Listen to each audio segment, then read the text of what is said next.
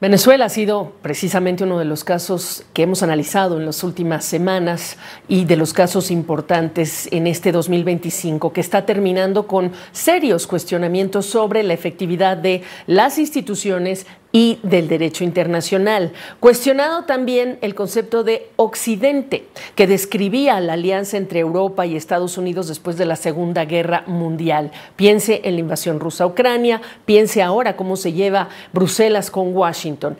El marco legal internacional parece rebasado por la realidad del terrorismo, del narcotráfico, del crimen organizado y de las prioridades de los gobernantes. ¿Qué reglas internacionales entonces valen ahora? Mi invitado ha tratado este tema. Él es Asdrúbal Aguiar, es abogado, catedrático de Derecho Internacional, político, ex juez de la Corte Interamericana de Derechos Humanos, ex ministro de Gobierno en Venezuela, hoy secretario general del Grupo IDEA. Qué gusto, Asdrúbal. Gracias por estar con nosotros en este día viernes. ¿En dónde estamos parados? ¿Qué se avecina? Porque no solo hay cuestionamientos, ya no se cree, ya es más descrédito que solamente cuestionamientos. Querida Gabriela, bueno, primero que todo, feliz Navidad para ti y para tu audiencia, ¿no? Creo que estamos en medio de esto que llamaba Zygmunt Bauman una suerte de liquidez política, cultural, conceptual. No hay categoría firme. Vivimos en medio de un régimen de la mentira. Ya no solo se trata de la fake news, sino que hay una perturbación del lenguaje. Y cuando el lenguaje se perturba, ciertamente las posibilidades de que la opinión pública tenga grados de certeza disminuyen aceleradamente. Pero esto también es muy propio del momento actual. Y por eso, cuando yo escucho a actores de la opinión pública, opinadores que escriben y hablan del derecho internacional que se está violando en una parte del planeta, que se cumple en otra, que hay momentos en que se desafía el mismo derecho internacional por parte de Estados Unidos o por parte de Israel, uno dice, bueno, ¿en qué mundo estamos? O sea, hay una suerte de torneo de cinismo. Yo pienso, por ejemplo, que en el año 2014 Rusia invadió a Ucrania. Y recuerdo exactamente que en el momento en que tiene lugar la segunda invasión, para llamarla así, la del año 2022, previamente se acuerdan Irán, Rusia y China, se invade a Ucrania en aquel momento y para mi sorpresa yo pido en el Consejo de Seguridad que me hagan llegar una carta con la petición de Ucrania para conocerla y me mandan una carta del año 2014. Decía, pero creo que se equivocaron, esta carta es del 2014. Era la misma carta del 2014 que Ucrania se la llevó al Consejo de Seguridad de Naciones Unidas una década más tarde. Y frente a eso no ha habido ni siquiera un comentario de orden jurídico o de cierta ortodoxia política.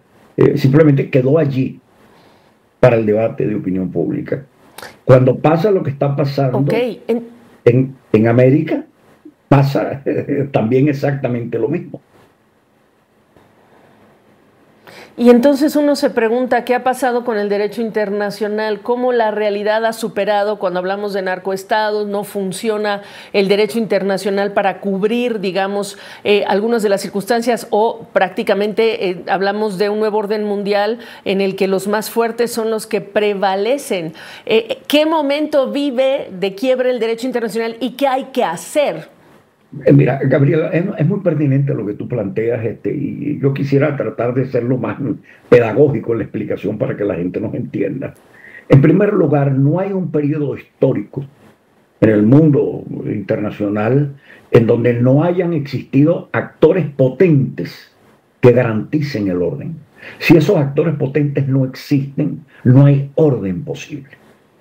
En segundo lugar, las categorías que se usaron en 1945 para contener a los estados, para contener la arbitrariedad, para frenar la guerra y sostener la paz, había una suerte de principio ordenador.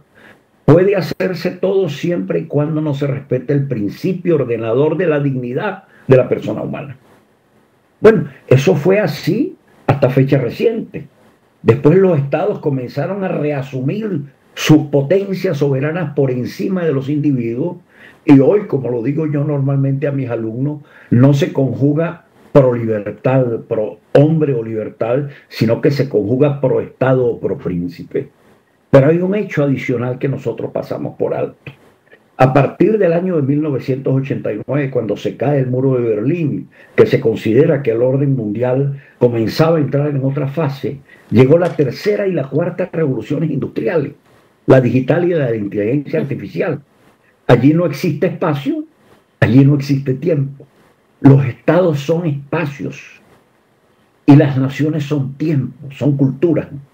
Vino un proceso de deconstrucción total y cuando yo veo que se habla hoy en día es que hubo tantos atentados contra la vida de fulano de tal o de sultano de tal en tan parte del planeta, digo, es que tenemos 30 años diciéndole a la gente que tiene la posibilidad de disponer de la propia vida y de la propia muerte, con absoluta libertad. Tenemos 30 años en donde los seres humanos hemos pasado a ser dígitos o números que integran los algoritmos con los cuales se hace funcionar a toda la gobernanza digital a nivel global.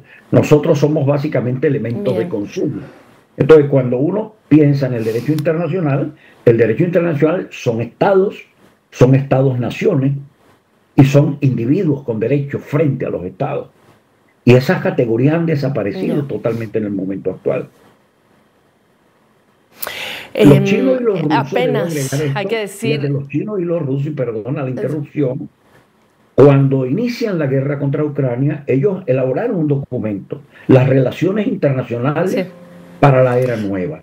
¿Y qué decían allí? Cabalmente, mire, los únicos que están seriamente ordenados para gobernar el mundo somos nosotros. Lo haremos desde el Pacífico.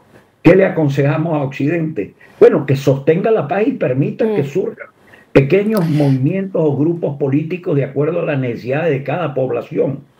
Entonces, ellos pusieron sus cartas. Hoy en día el señor Trump desde Estados Unidos está poniendo sus cartas sobre la mesa. ¿Qué va a surgir de ese choque?